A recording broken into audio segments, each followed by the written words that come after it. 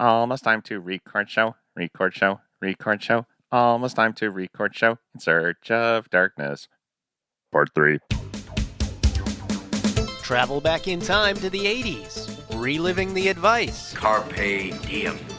Seize the day. The comebacks. Why don't you take a picture? It'll last longer. And the technology. Are you telling me that you built a time machine? Out of a DeLorean? Because just like you, we're stuck in the 80s. Can you say stuck in the 80s?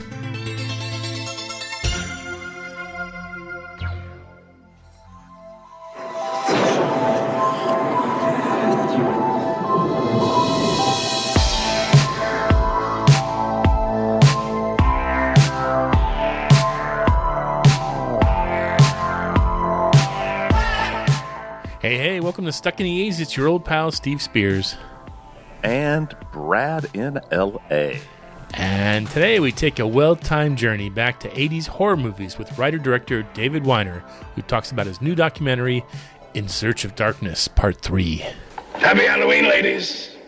I know what you're all thinking. You're thinking, can Brad do it 2 weeks in a row? Well, buckle up, kids, because here it comes. This episode of Stuck in the 80s is sponsored by the 80s Cruise. Join Spearsy and me along with the MTV original VJs Bart Goodman, Alan Hunter, and Nina Blackwood in March 2023 for a week-long trip on board the Royal Caribbean Navigator of the Seas. Performers will include Devo, Bret Michaels, Kim Wilde, The Church, Howard Jones, Living Colour, John Parr, Morris Day and the Time, The Smithereens, Vixen, Cutting Crew, Midyear, Autograph, Tone Loc, and more. And first-time guests can get $200. That's right, $200 of cabin credit just by using the promo code STUCK when booking. Just go to www.the80scruise.com for more information. If my mic wasn't on a stand, I would drop it right now.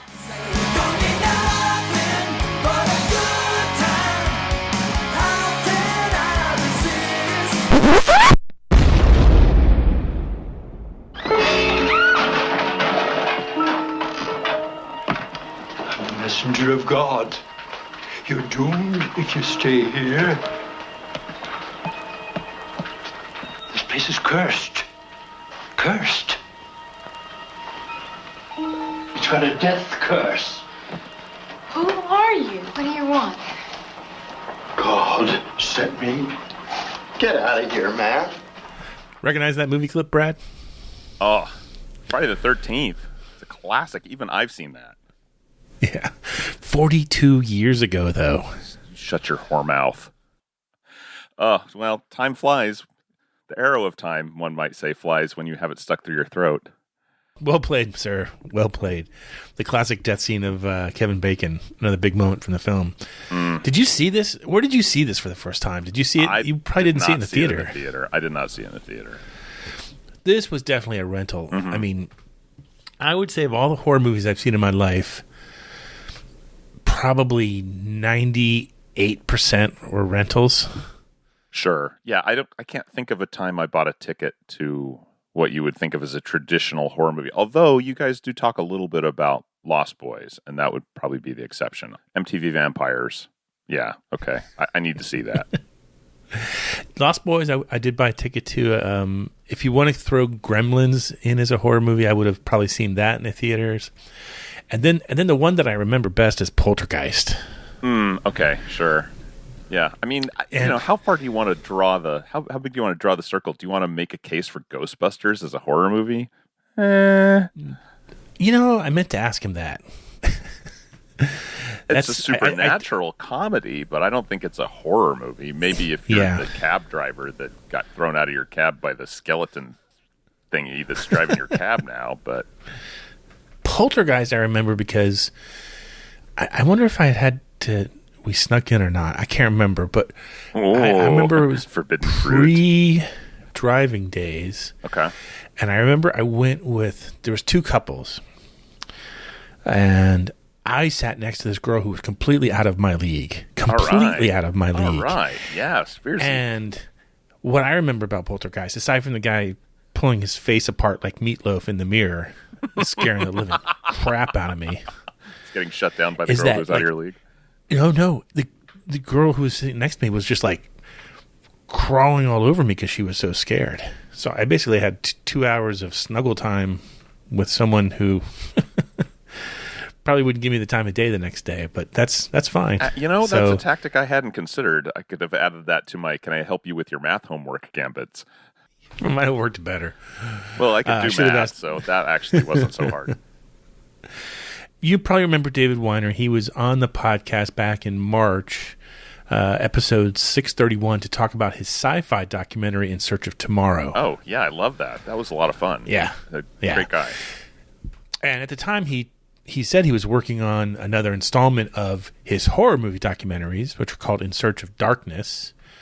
He has 3 of them out now, and each of them is about 5 hours long. So, I mean, he really I asked him if there's a part 4 maybe in the works, and I think even he knows that. Yeah, 15 hours is... Somehow we can keep making podcasts about a decade for 20 years, but after 15 hours of horror movie stuff, the well is running dry. When I started doing the research before I talked to him, and I was reading lists of best horror movies of the 80s, and I had forgotten how many horror movies there were in the 80s. Like I know I saw so very few of them because, aforementioned thing about being scared. But I get scared. Ergo, I do not need to get scared by the movie. Life is scary enough. I saw a 25-minute clip of his documentary, and even in 25 minutes, I forget how many movies he covered, and I'm like, oh my God, I forgot about that movie. Oh, that's right. There's that movie too. It's one of those, it's a deep, deep well. Oh, yeah. And he explains why, I mean, I know I talk about that too, that I don't really watch horror movies, but I think back and I'm like, well, no, I just don't want to go back and watch them again. Like, I remember seeing Reanimator. I remember seeing Killer Clowns from Outer Space. I remember seeing a lot of these movies, more of the kind of deeper cult stuff that someone in college is like, oh, you got to see this. It's amazing. But it's just not something that I go back to. Yeah. Part 3 of In Search of Darkness covers 79 movies from some of the direct-to-video flicks that became so popular that decade to the stuff that was on your neighborhood video store shelves to even your favorite, Brad, the drive-in theater flicks. Oh, so good. Anything that's on the back end of a double feature at the drive-in, it's going to be schlocky. Anyway, the best part of this documentary is that it's fan-funded.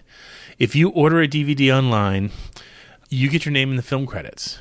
It's the same deal he had for In Search of Tomorrow. Yeah, that was pretty cool. We did get people sending us screen grabs of the credits with their name on it. Like, hey, that's cool. He'll give you the address for how to do it, and I'll give you the address before the show's over.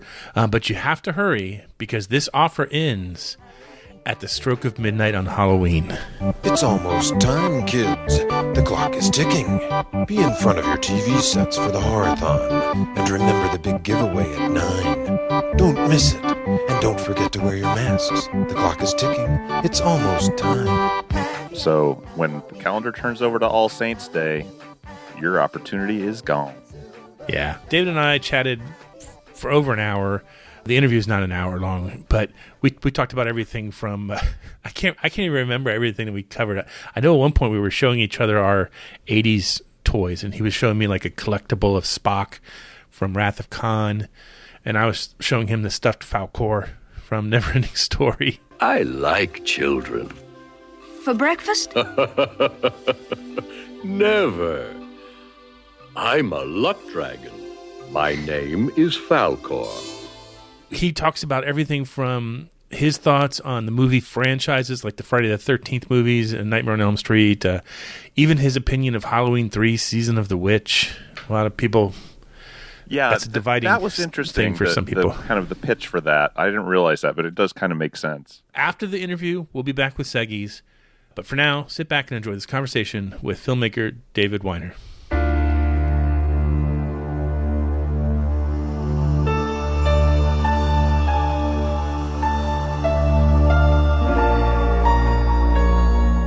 David Weiner, welcome back to Stuck in the 80s. Thank you very much, Steve. It's nice to be here. I got to tell you, the last time we chatted, we talked about your documentary In Search of Tomorrow. And afterwards, scores of Stuck in the 80s fans were messaging me saying, I ordered it, I got it. And they were like taking screen captures so I could see that their names were in the credits and all that kind of fun stuff. There's a whole community aspect to the In Search of Darkness and In Search of Tomorrow movies that we we crowdfund these in the beginning. This is all by the fans for the fans. And so what is the end product? You get a 4.5 or now 5-hour film about 80s horror cinema with 50, 70 interviews or more. I can go into the specifics. But what ultimately these are is that they're celebrations of a really great time that we all had going to the movies or renting movies from the video store. And so we do try and have a whole communal element to these films where, among many other things, in terms of community and fan backer engagement and surveys and polls to determine what's in the movie, during the end credits, everyone gets to be in the end credit as well and sort of help shepherd these projects over the line. And how many people offer that up with their films? I think that's pretty cool. It's not only, you order the film and then you wait for it to be made. There's a whole process that we're very proud of doing at Creator VC.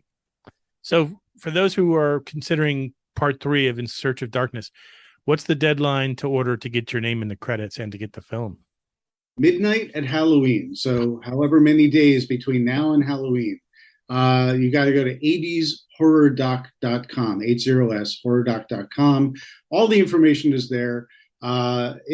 In Search of Darkness Part 3 is the final film of the trilogy, thus the 3 in Search of Darkness 3. But for the uninitiated who don't know In Search of Darkness started as a crowdfunded project where we interviewed 50 icons and legends from the 80s. John Carpenter, Joe Dante, Barbara Crampton, you name it. If they were on screen or behind the camera, they're talking to us. And they're talking about one of the greatest decades of filmmaking, not only because the imagination was so great, but the practical effects were insane. And there was an explosion of content because of the video revolution and the instant gratification, quote unquote, compared to today, of going and having a movie in your hand, popping it in the VCR, and you watch your VHS tape, and next thing you know, between that and cable, you can watch these things over and over and over and become huge fans of them. So In Search of Darkness Part 1, what we did was we structured all these movies from 1980 to 1989. Within each year, there's a number of films that we cover. And then in between each year, there's a chapter that's on a larger context chapter. A larger context chapter that's on a topic about the era and how these films play into the zeitgeist and how they were affected by the pop culture and politics and vice versa. So we did that, and it turned out to be a 4.5-hour film, and it was so well received. There was a demand for In Search of Darkness Part 2, and we did that, and it was so well received.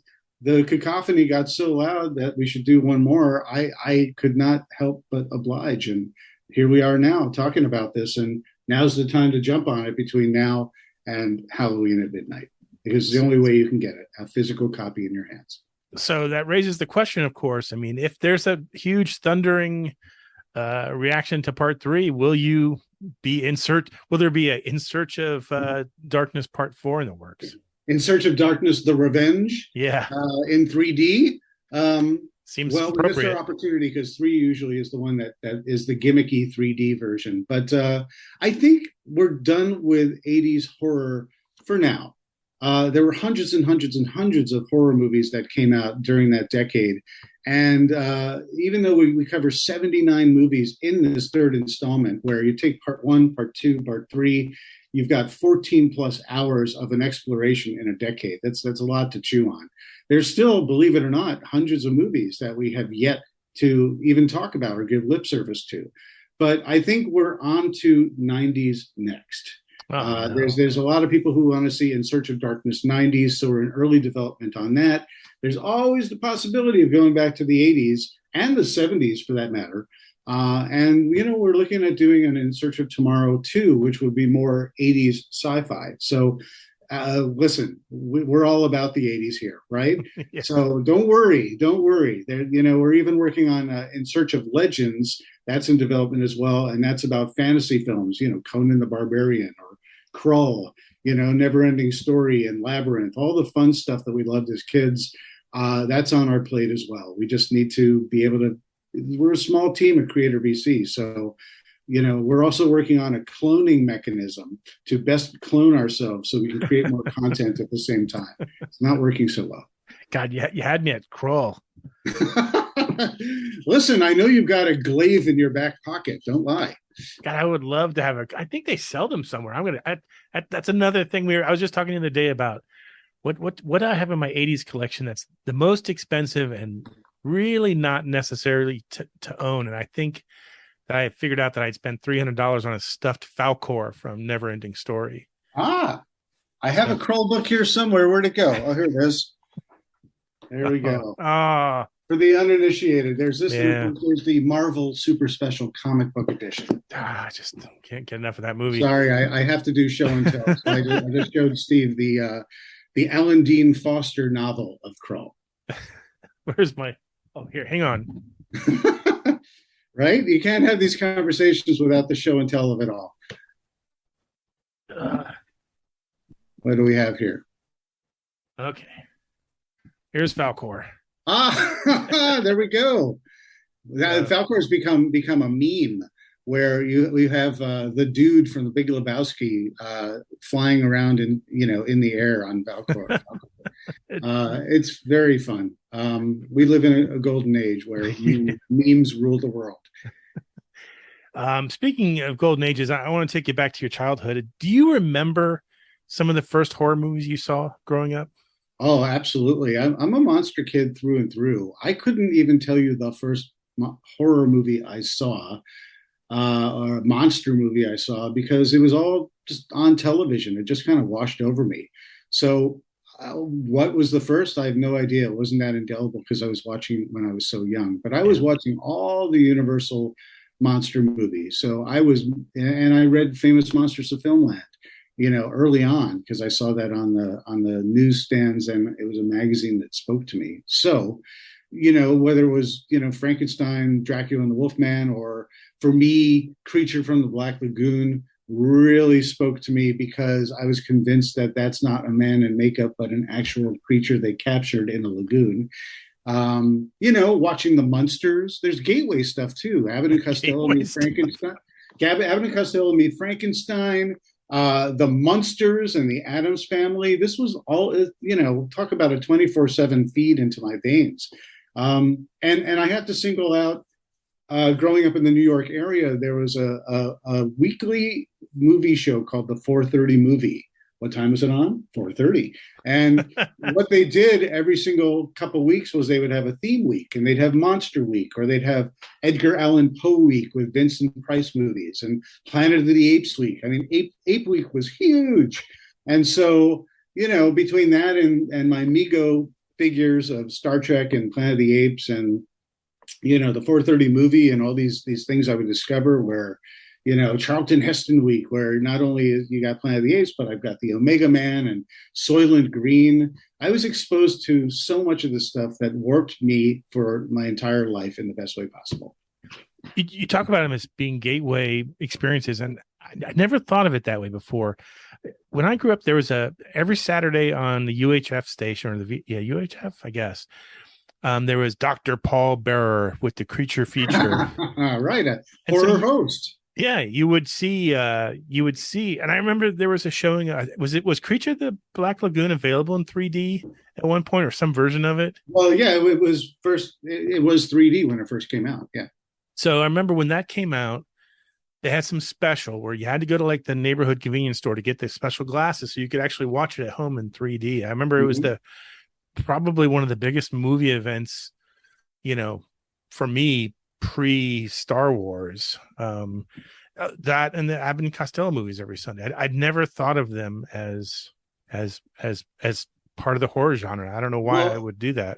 It's if you think about it, there was, what people may not realize is that there was a huge horror boom in the 60s, late 50s, and then early 60s was this just massive explosion because it all came down to this like a scare package, like a horror package of all these classic Universal monster movies that were given to local TV stations. And all these local TV stations around the United States were encouraged to have their own horror host these films as sort of a, ingratiating new viewers into it. And, that's where you got Zachary and, Svengoolie today is reminiscent of these original horror hosts. But what happened was a whole new generation grew up with this being brand new, because you have to remember this is pre-VHS days and pre-internet days, obviously. So what happened was if there was not a revival screening at a local theater, all of a sudden now this is on TV 24/7, and people just glommed onto it, and it was an absolute explosion where merchandising came out of it, and more horror. People saw gold with the horror movies coming back. So Hammer horror, all of a sudden there was much more Hammer horror, and in the 70s, this was on. I remember a show called Chiller Theater, where if you got to go on YouTube to find this. I'm sure there are a couple Chiller Theaters, but my Chiller Theater had this insane promo where you saw a tree and what looked like a bloody lake, but it's just blood. And out of it comes a 6-finger hand, stop motion, spelling out chiller, and then going back into this bloody pond. And that made such an absolute impression on me. And I just have happy memories watching all these movies. So, gosh, when did I start? It started as soon as I could, eat solid food. The trouble is, and I people who listen to Stuck in the 80s for a long time know that I'm sadly not a gigantic fan of the horror genre. And I think it's because one of the earliest movies that I remember seeing, and I don't know how I got a copy of it or whether it was on a midnight showing, but it was The Exorcist. The first. Well, that'll cure you. Yeah. I think between that and seeing Poltergeist in the theaters, and when the guy tears his face off in the mirror, I think those two things alone have kind of got me so frightened. And to this day, when I watch a horror movie, I have nightmares for a couple of days afterwards. So I don't know what. I need some sort of deep cleansing to get some of these bad mojo moments out of my history and start remembering how much fun they could be. Well, there's lots of horror with humor, and there's lots of horror with a sense of humor. And when people look at the 80s and they think about, well, what was there? It was a bunch of, Freddy's and Jason's and Michael Myers, slashing up teenagers. What's the fun in that? I understand that. I get it, especially when you're not wired to love that just for the sake of what it is. You see the violence first, and I understand that completely. Boy, Siskel and Ebert saw the violence first, and they told everyone to steer clear. But there are plenty of movies that are a lot more tame, have a lot more humor. And I think there's a requirement to sort of frame your appreciation with the art of the filmmaking and the practical effects. And so when you have Tom Savini or Rick Baker or Rob Bottin, and you have an American Werewolf in London, you could really marvel in how amazing the special effects were and the practical effects were in the time. And so if you're really kind of focusing on what was required to tell such an imaginative tale, maybe you won't get so caught up in the actual horror of the horror. That's my thought process. Otherwise, stick with like Transylvania 65000, Abbott and Costello movies. And, like a lot of people are afraid of Evil Dead, Evil Dead 2 by Sam Raimi. Sam Raimi is like, he loves the Three Stooges, and he puts in gallons of blood to tell you that this is actually a comedy.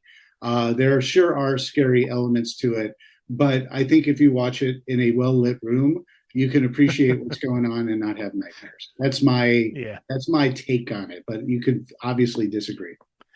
When I was trying to compile a list of great horror movies of the 80s, and I was Googling the results, I was surprised to be reminded that there were a lot of movies that had a strong sense of humor to them. And I'm thinking of Beetlejuice. Even American Werewolf in London has a lot of plenty of humor in that one. Yeah. But it's still scary. I mean, that's a sort of scary and humor. But yeah, you could look to Little Shop of Horrors. Arguably, Reanimator might get a little too intense and crazy, but it's not scary. It just crosses the line left and right, but it's all with a tongue in cheek. Yeah, Witches of Eastwick comes to mind. I don't know if. Then I try to think then I've also this challenge where I'm trying to combine. If you combined everything that the 80s is known for into one movie and it were a horror movie, my thinking is that it becomes The Lost Boys. Okay.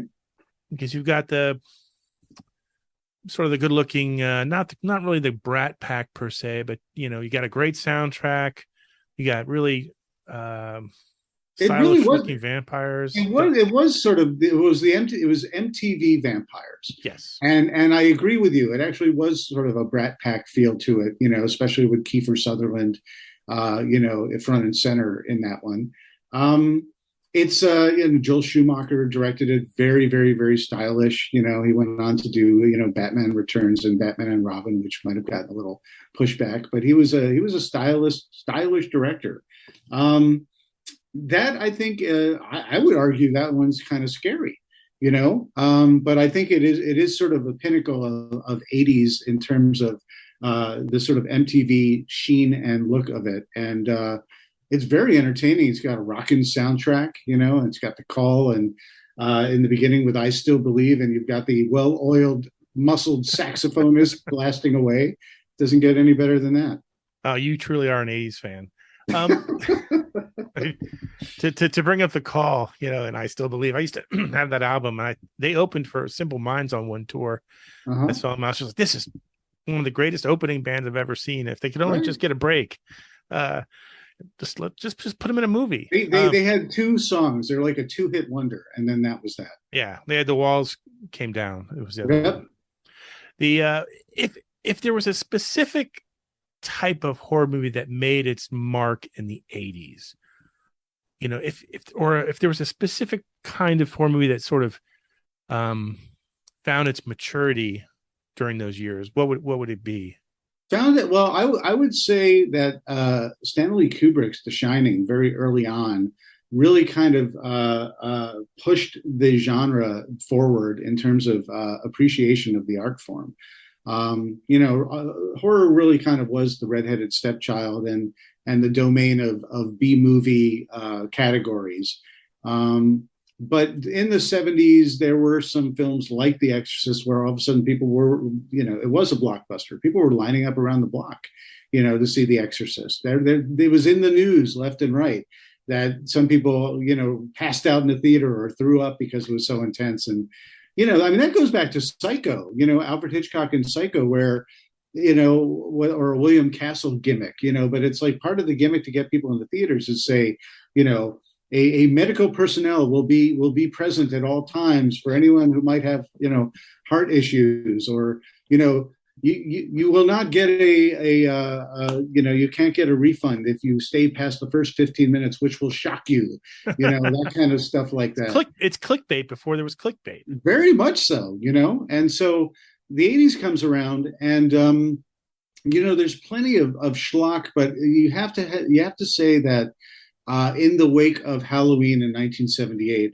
John Carpenter, Hollywood, when it comes down to it, is always looking at numbers. They're looking at box office. And it doesn't matter what genre it is. If a movie is making huge amounts of money on a very small budget, Hollywood is going to come like a ravenous pack of hyenas to try and replicate the formula. Thus, the slasher boom kicks off, and you have a movie like Friday the 13th that does really, really well. Next thing everyone says, well, not only do we have to do a horror slasher movie, it's got to have a holiday title, on it. But then you have Stanley Kubrick comes along and he takes a Stephen King book. Prior to that, you really just had Carrie with Brian De Palma giving some credibility to that particular title. You had Salem's Lot as well, but that was a TV movie. But then all of a sudden Kubrick comes along and you've got Jack Nicholson, and it's a movie, while at the time not well received by people who appreciated the book and didn't like the differences that the movie had to offer, it gave credibility to the genre where other folks like David Cronenberg could up his game and do, prior to that, he's doing Heads Exploding and Scanners and, communicable disease vampires with Rabbit and stuff like that, and really creepy stuff with The Brood in 1979. But that could give him The Dead Zone, and that can give him The Fly in 1986. John Carpenter can continue on and get to do The Thing and Christine.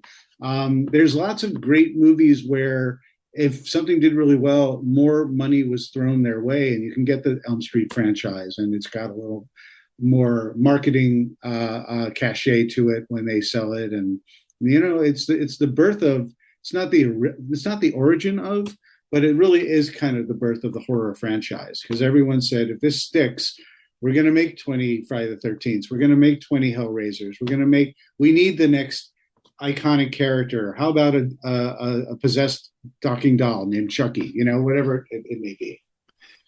You talked for a second about franchises. I'm just curious, your personal opinion.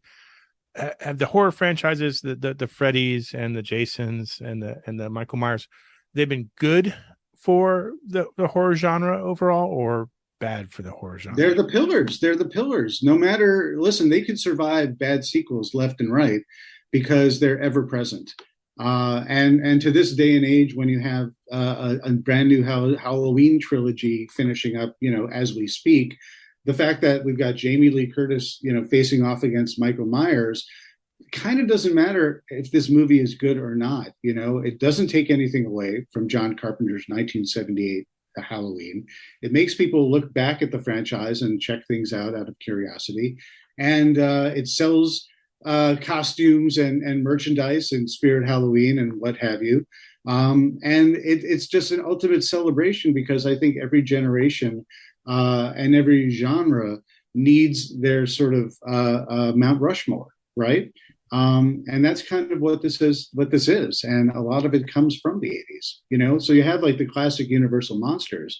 Every time they try and go back and do a new Frankenstein, Dracula, Wolfman, does not do well. But people are constantly going back to those wonderful black and white films from 30s, 40s, and 50s, right? So I think whatever these franchises are, and whoever is atop the franchise currently with a remake or a reboot or a requel or a reimagining or a sequel, it keeps it in the public eye. It introduces it to a brand new generation who might be curious about a little film history and want to go to the source. Quick question based on that. Halloween 3, Season of the Witch. Good movie or bad movie? Is that a Halloween movie with Michael Myers? I don't think so. It's not. That's one of the anthology films. Yeah. Yeah. Halloween 3, for those who are not in the know, Halloween 3, Michael Myers, introduced in Halloween in 78 and returned for the continuation of the story literally moments after the end of Halloween is in Halloween 2. So Halloween 3 comes along a couple of years later, and everyone says, yay, more Michael Myers. It's called Season of the Witch. I'm not going to pay attention. I want my Michael Myers. We don't see him in any of the advertising, but I want my Michael Myers. And so people were befuddled when they went to go see Halloween 3, and there was no Michael Myers. And so it did not do very well in the box office. Behind the scenes, John Carpenter, he even enlisted Joe Dante at one point to work on this film. He's like, let's do a new Halloween movie every year or every other year with Halloween as the title, but it's an anthology, and every movie can be different. It's almost like Creepshow as an anthology contained in one film. Halloween, every time we have John Carpenter's Halloween, it's going to be a different story. It's going to be a horror film. We could do anything we want. Didn't work out that way. John Carpenter talks all about Halloween 3 in Search of Darkness Part 1, and he's wonderfully cynical and self-effacing about some of his failures, and he's just like, shows you how wrong I could be, when he came out with Halloween 3. But last I'll say is that there has been a growing appreciation for that movie in the many decades that have passed since. And now people love it as its own individual entity and embrace it that much more as a sort of anomaly in the Halloween series, which went, starting with Halloween 4, right back to Michael Myers territory. I mean, give John Carpenter this. I mean, he plants that earworm in my head every year. The Silver Shamrock commercial. I can't. I mean, it's almost time for me to start singing along with the commercial as it plays in my head endlessly on a loop. It's London Bridges reworked. If you think about it, happy, happy Halloween, Silver Shamrock. That's another crowning achievement with In Search of Darkness Part 1. Tom Atkins is in it, and just to have Tom Atkins humming the Halloween 3 earworm is just absolute nirvana for me. I bet. Well, some of the interviews you've done in this latest version, and I think I asked you this with the In Search of Tomorrow chat that we had. Like, what were the people that you talked to that you're like, oh my god, this is like, best day of my life kind of interview? Well, this time around, it was a very different cross section of folks. Like I said, with In Search of Darkness 1, it was the heavy hitters in the legends and the icons of the era. We collected so many amazing faces to celebrate this decade. And when we got to go with Part 2, part of it was coming to a lot of the folks that we weren't able to get to Part 1, and bringing them in to into the documentary, along with a lot of the faces that were in correlation to the films we were talking about. Well, this time we're really kind of diving into the underbelly of 80s horror, the dusty shelves in that sort of farthest corner of the video store. But there's also plenty of theatrical stuff that we just haven't gotten to, whether it's Prom Night or whether it's Jaws: The Revenge or Michael Caine in The Hand or Serpent in the Rainbow and stuff like that.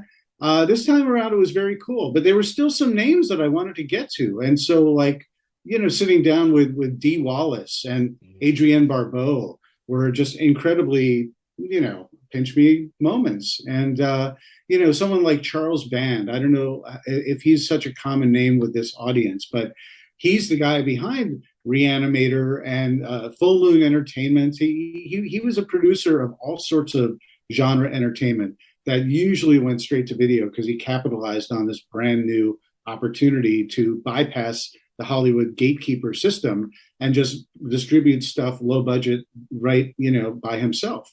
And so, he started off the Puppet Master franchise in the 90s and so on. And my first job in Hollywood when I wasn't working on a movie set was doing runs for Charlie Band and Full Moon Entertainment. So to come full circle and sit down with Charlie Band and just talk about his career and his perception of his work so many decades later was just, for me, kind of full circle and a real joy to do that. And it's always fun when I reminded him, like, oh yeah, Charlie, thanks so much for sitting down for In Search of Darkness. We're so happy to finally have you. By the way, I worked for you in the early 90s. He's like, uh-oh. He's like, uh-oh, is this going to be a hit job or is this going to be a celebration? But believe me, it's a celebration. You mentioned it a few minutes ago, and the teaser that you thankfully shared with me for In Search of Darkness Part 3 mentions it. How important is the video revolution to the horror movie business in the 80s? It's a huge, huge, huge deal. And as I've said, hundreds and hundreds of movies came out during that decade, and it was directly because of this new technology, video. It's like talking to an 80s audience, we all know. But I think it's important to reiterate how revolutionary this was, because if we wanted to see a movie, we went to the movie theater or we went to the drive-in, or we had to patiently wait for it to be on TV. And we may or may not even know it's coming on television, and if it's on TV and we came in halfway through, nothing you could do about it, or if you weren't combing through your TV guide, meticulously plotting your week and marking all the things that you wanted to watch, you just wouldn't know, thanks to the 4:30 movie and Chiller Theater and so many other stations that wanted to have horror marathons.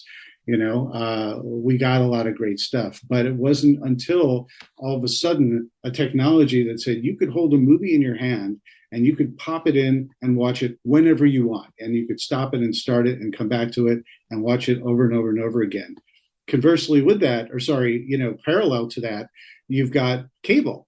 All of a sudden on HBO, Showtime, these movies are on and they're on repeat and you can catch them over and over and over and over again.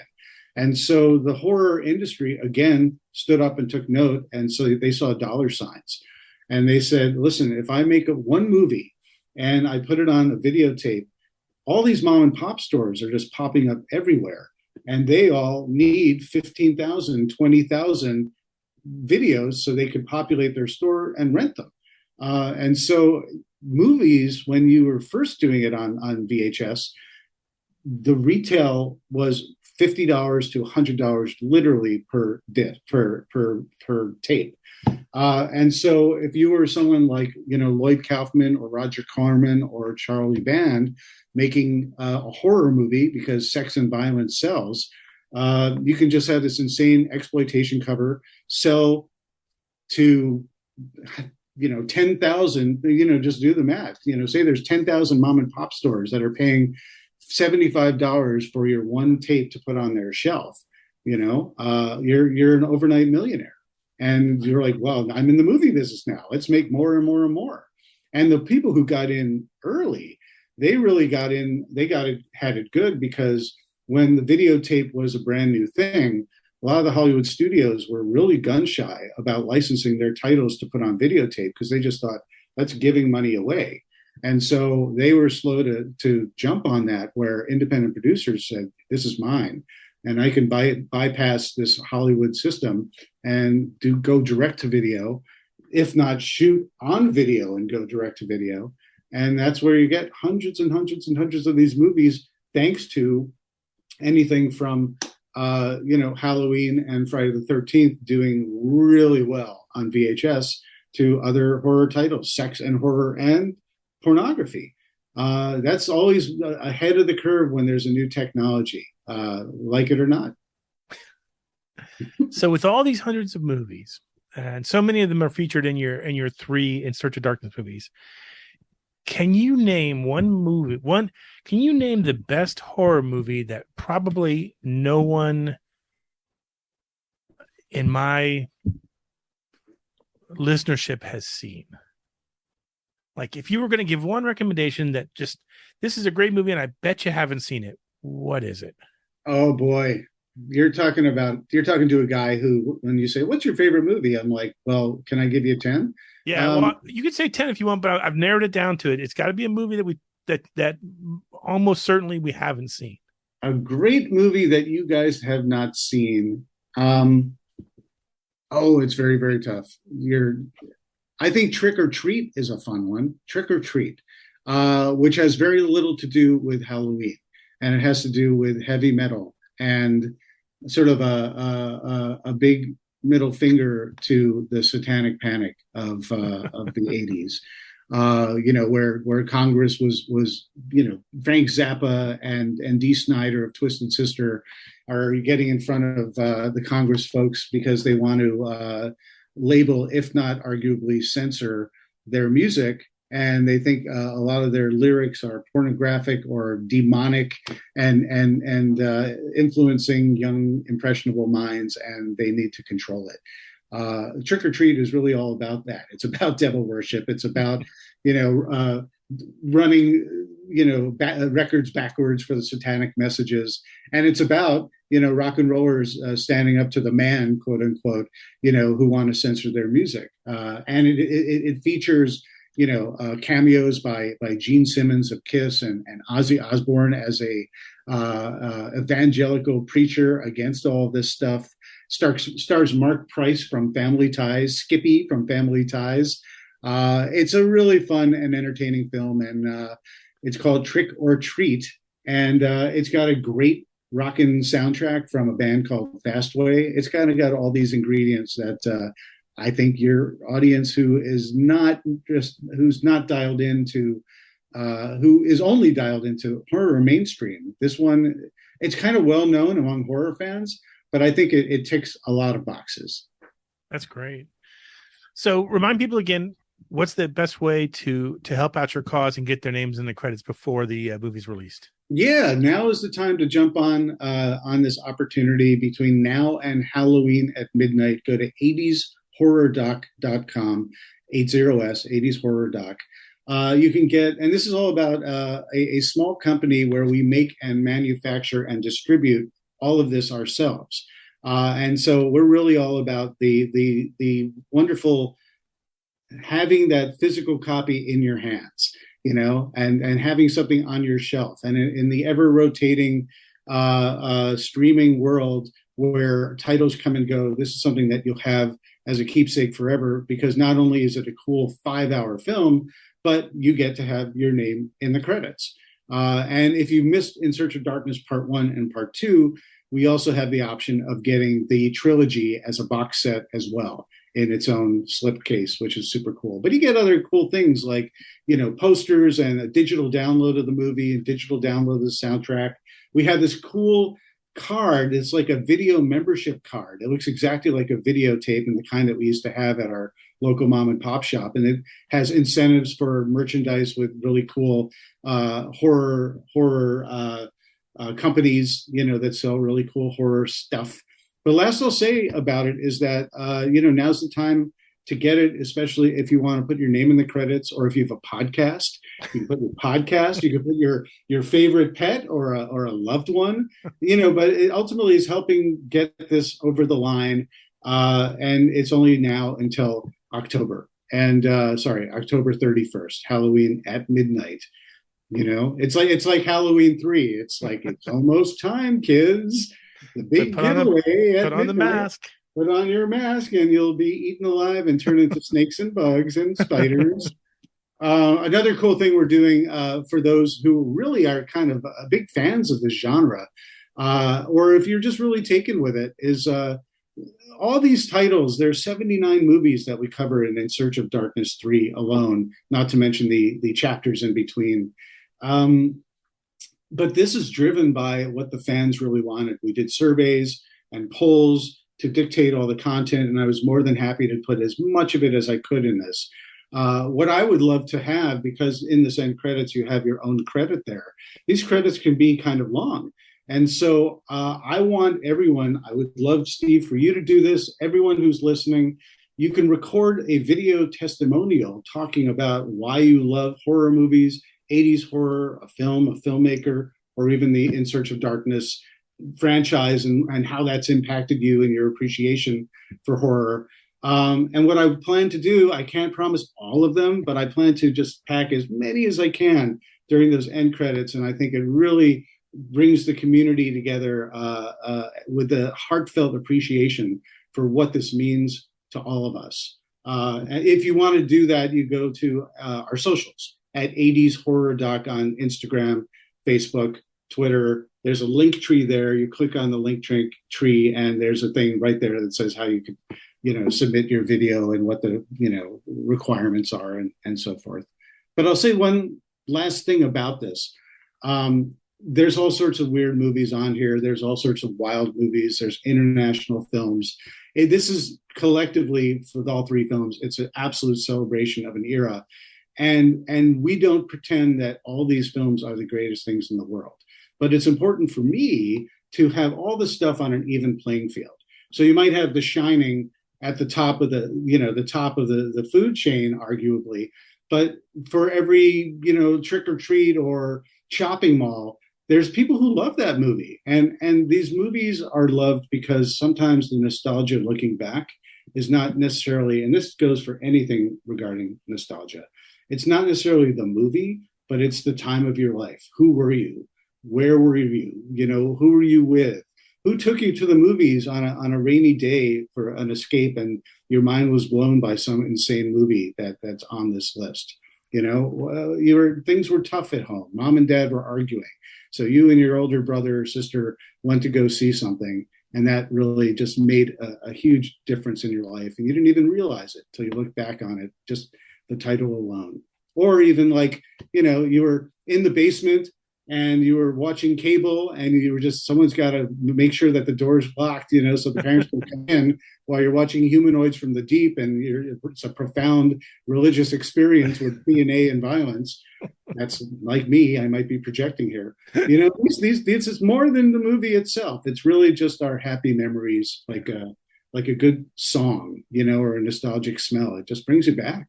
Yeah. Well, that's the goal here. And I appreciate that perspective. I really connect with it. David Weiner, thanks again for being on the show and telling us about this amazing project. Thanks for having me. And you're keeping the flag flying on one of the greatest decades ever, if not arguably the greatest decade. And it's really fun to reminisce about this stuff. And I also enjoy talking to an audience that knows what the hell I'm talking about when we say, why VHS and going into video stores was an important thing. It should always be that way. Thanks again. Take care. Thank you.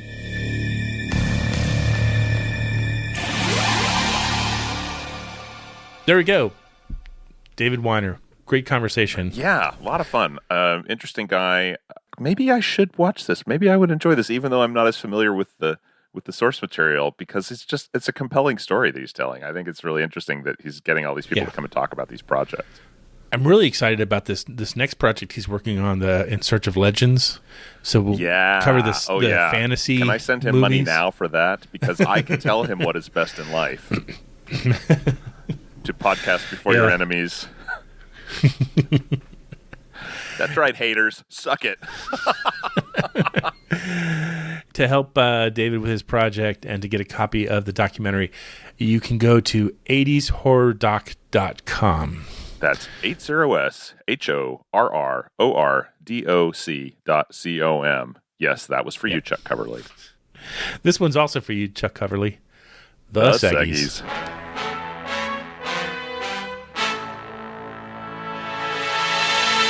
By that tone, it must be time for listener mailbag. Oh. You know how hard it is for me not to say reader mailbag every week? Yeah, gentle listeners, when I came on the show, Steve, why do we call it reader mailbag? No one's reading the podcast.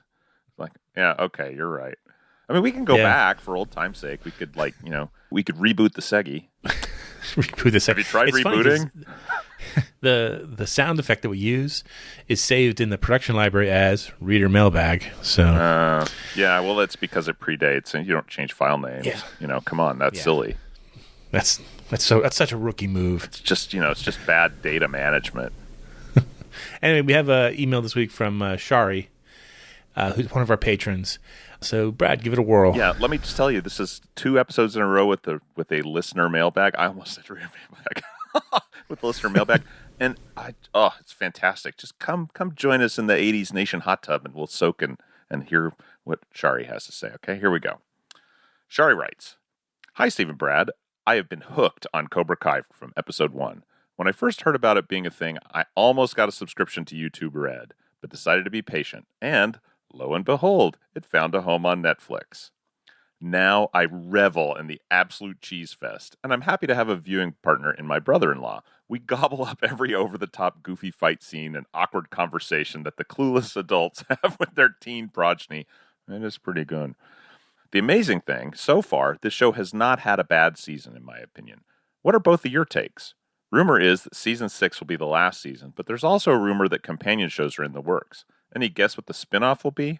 Only time will tell. Yeah, I think they're going to have a spinoff that's going to be based on Daniel LaRusso's bicycle. Every episode, the bike gets handed to somebody new, and they ride it on adventures. Yeah, it's going to be like Knight Rider with a bike and no talking. And shot in black and white. Yeah, absolutely. And with French and all subtitles. The characters are mimes. Oh, geez. I know I'm not supposed to laugh at my own jokes. Here we go. Here's my other recent nostalgia fix. I was able to attend the awesome traveling exhibit on the work of the legend that was Jim Henson. And the exhibit included scripts, puppets, sketches, and more, all detailing his amazing career. I absolutely geeked out. Like so many others, I was raised on the Muppets, starting with Sesame Street, then tuning into the Muppet Show weekly with my dad, and watching Muppet Babies religiously on Saturday mornings. Well, you lost me at the Muppet Babies thing, but we're cool. We're cool, Shari. It's good. That being said, you can imagine what a huge emotional kick this exhibit was for me. The highlights were the incredible costumes worn by David Bowie and Jennifer Connelly in the ballroom scene in Labyrinth. And the Jen, Kira, and Agra puppets from Dark Crystal. It was like visiting with old friends. I was awestruck. As usual, I remain, along with both of you, forever stuck in the 80s. Signed, Shari like Starry. By the way, I looked it up. You can find out more about the Jim Henson exhibit. It's at movingimage.us. It looks like it's in Grand Rapids, Michigan right now. Okay. Through January, and then it moves to Baltimore. Nice. But Actually, that sounds really not interesting. sure that's... Yeah, it does sound interesting. I love that stuff. Back to Cobra Kai. So where are you on Cobra Kai, Mr. Spearsy, sir? Just now finishing up season 4. Oh, wow. Okay.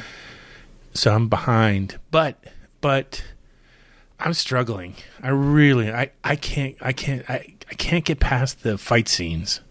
Okay. They're just so I don't even know that I have words. Yeah. I mean, they're at a prom and let's suddenly it's throw down. Let's throw down. Yeah. No slight too small to not kick off a kickoff. Yeah. I mean, there's something happens in every episode that makes me still want to continue watching. Yeah. And people have told us that no matter what you do, you have to finish season 4. Okay.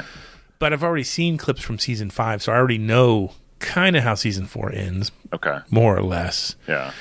But so I think we still have 2 episodes to go.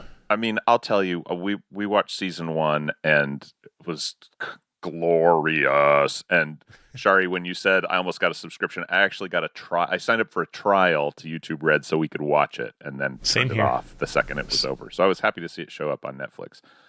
We've only seen through season 2, and some of that is the fight scene stuff.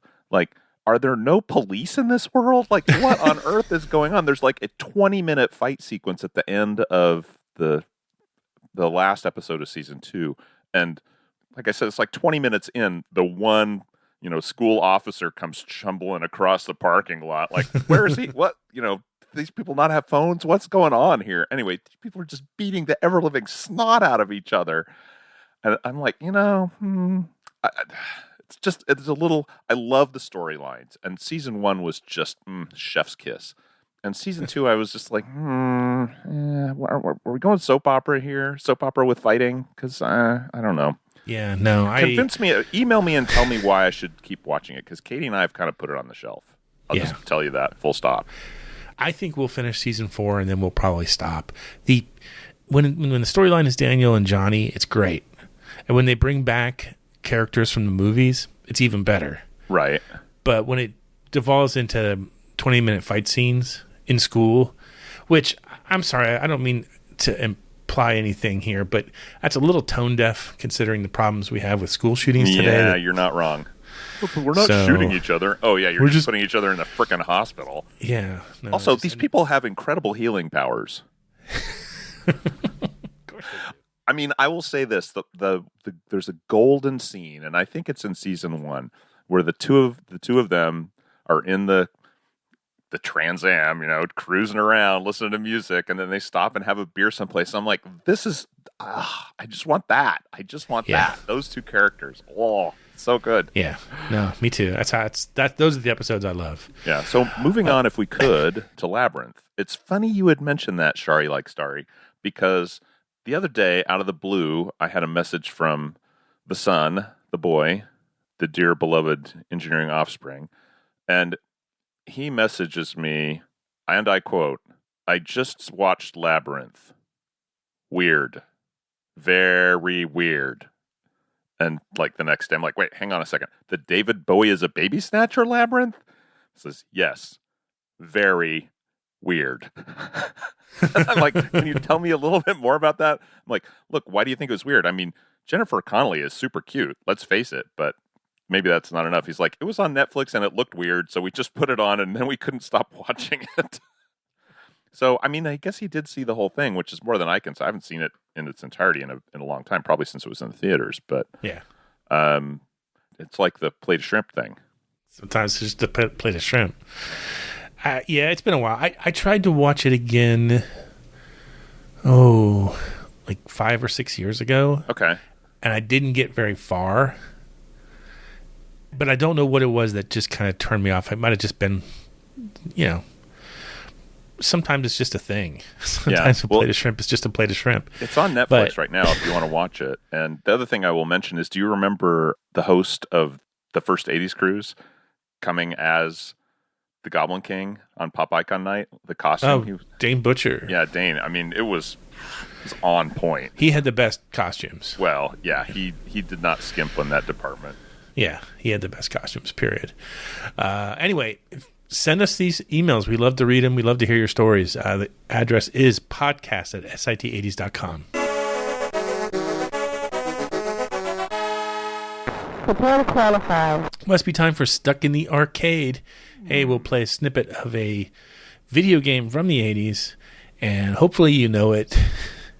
By the judging of the look of this week's list, not too many people did.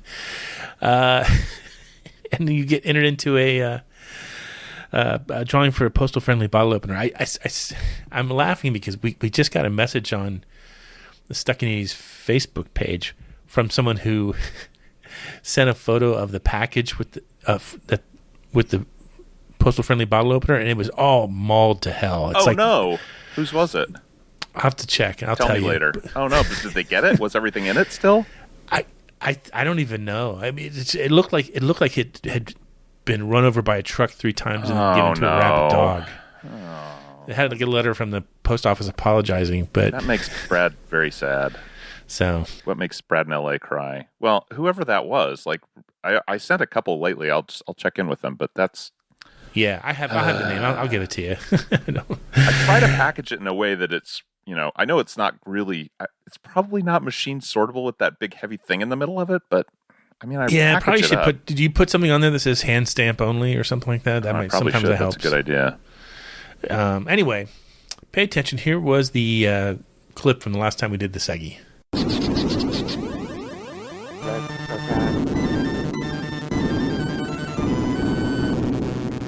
That's Vanguard.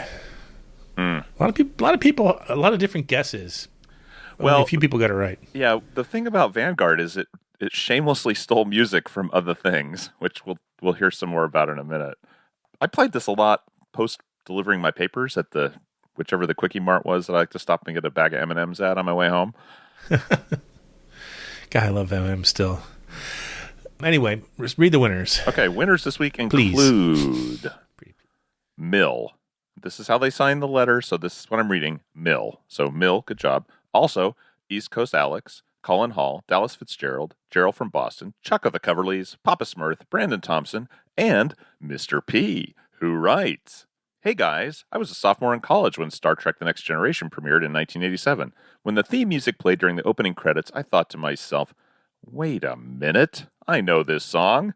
It took me a few episodes before I realized, that's the music from Vanguard. I later learned that Vanguard took the music from the 1979 classic, okay, that's my word, not his word, Star Trek The Motion Picture. But for me, the best version of the song will always be from one of the greatest arcade games of the 80s.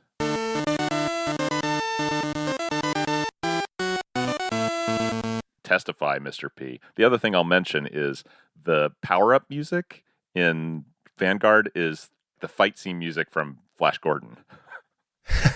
So, Oh, God. Speaking of Flash Gordon, did you see that we lost another one yesterday? No. Robbie Coltrane passed away at age 72. I mean, it's he'll always be probably best known for playing Hagrid. Hagger. But he was also in Kroll. He was in Flash Gordon. So he's been around. He made a lot of movies in the 80s. But he was in Flash Gordon? Yep. I mean, I remember him as the Russian arms dealer in GoldenEye. Oh, yeah. He was great in GoldenEye. But anyway. Anyway, let's spin the wheel. Let's find out who takes home a yet to be determined how friendly it is bottle opener. Postal hostile bottle opener. Okay, here we go. Ready? A 1 and a 2 and a 1, 2. Oh, didn't need to spin that much. We only had like 6 people who got it right. It's not going to tick that fast. In for a dime, in for a dollar. Yeah, more effort than it is. Yeah. Looks like it's going to land on Brandon Thompson. Nice. You are this week's lucky wiener. So send us your snail mail address if you dare, and we'll try to get a postal hostile bottle opener to you sooner than later. In the meantime, pay attention. Here's this week's mystery arcade sound.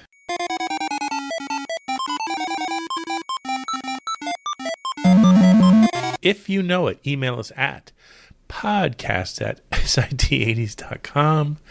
Sometimes I don't even know what I'm saying. Did I say that right? It came out just right. I was like staring at the ceiling when I said it. And then tune in a few weeks to find out if you're a winner. We'll be right back after this commercial break. What strange creatures are lurking in the night? Ah, skull face, mummy face too. Oh, ghoul face. What a frightful sight. Yes, Mom, this Halloween your kids can have fun creating their own scary disguise with Kooky Spooks makeup. They just smear it on. When the makeup dries, it cracks to make them look really old and ghoulish. Add in the sheet and the costume's complete. Kooky Spooks makeup kits, 6 frightening disguises to choose from. Hey, we've got a few minutes left. Just a reminder that the podcast is funded by listener support. It's funny because I actually turned down an ad just this last week. There was a company that was selling some sort of energy supplement, and they wanted to advertise on the show, and they sent me some, and I drank it, and I was just like, ugh. Not only does it taste awful, but I was actually more sleepy afterwards. You were not infused with the strength of many men? Yeah, but had it been like everything it was promised to be, I would have considered some sort of placement. But I feel good in saying no because I like the fact that we use Patreon. So yeah, I like the direct connection. Yeah, it's great because we blog there several times a week, and Brad hosts the virtual drive-in theater, and we have a monthly Zoom happy hour. And you can join for as little as $2 a month. And there are like annual plans where you just pony up however much you want for the year and such. Anyway, Kobe Crawford is the latest patron we have. So thank you, Kobe. Look forward to seeing you on the Zoom happy hour and at the drive-in. And don't forget the members-only podcasts. Oh, yeah, members-only podcasts. I forgot. We haven't done one of those in a while. We need to record one of those post-haste before we forget all our hot topics. Yeah. Hot pockets. I saw a YouTube video on the other day where someone tries every single flavor of Hot Pocket. Oh, my gosh. I know. Where are they hospitalized? I was going to watch it. I saw it there. I don't know what sort of algorithms at work when YouTube suggests videos to me, but sometimes I'm offended. I have eaten Hot Pockets as recently as like maybe last year or something. That's just ponderous, Steve. It's ponderous. Anyway, we hope you enjoyed the chat with David Weiner. Again, Halloween at midnight is your deadline for supporting it. Go to 80shorrordoc.com. In the meantime, Brad and I remain here, hopelessly stuck in the 80s.